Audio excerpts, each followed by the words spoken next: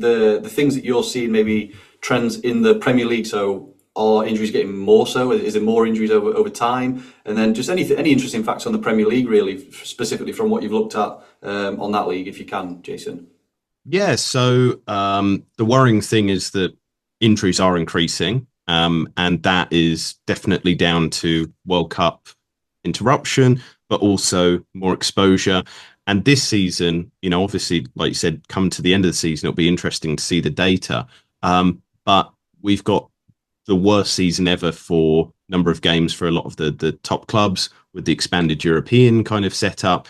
And so inevitably, year on year, we're seeing more and more injuries, especially soft tissue injuries. So that's usually related to fatigue.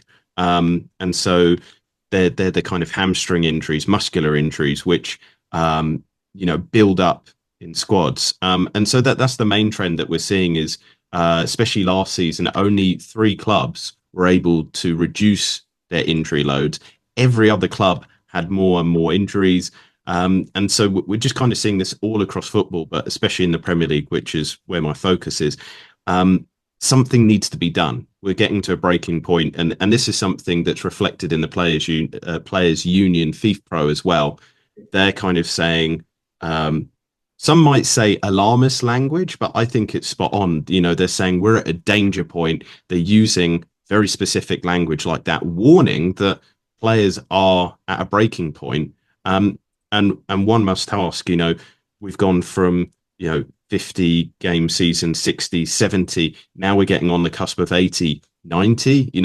How much more can we squeeze out of players before they literally break down? And it's not just the physical side, it's also a mental aspect as well. Players are going to be physically and mentally exhausted come the end of these campaigns. And then they're squeezing in more international tournaments during the end of these seasons. They're talking about expanding the World Club Cup, the Nations Leagues, the Euros, the World Cups. It's getting ridiculous, and so that's one of the big trends that people need to talk about.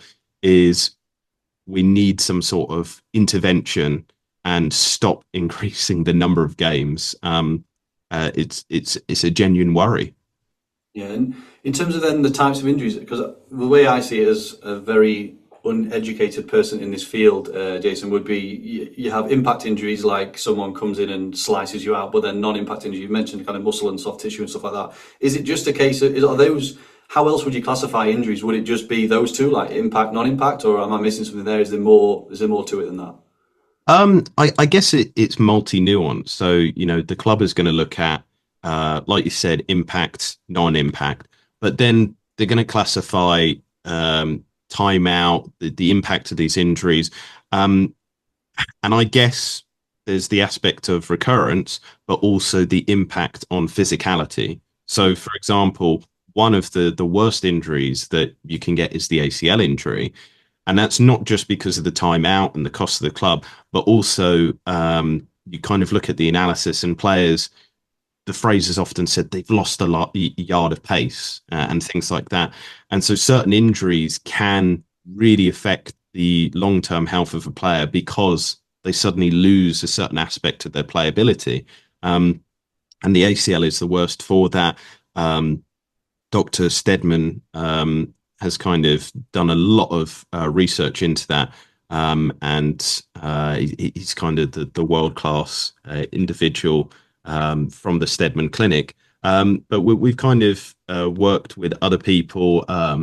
Ramon Kugat is another one that's the name is associated with the ACL. But anyway, going back to the information, the research from the Stedman Clinic, the latest data shows that, okay, a player can come back 9 months to a year. And also the data is showing that short-term ACL returns are not good for players in their long-term health, that there's higher injury incidence after.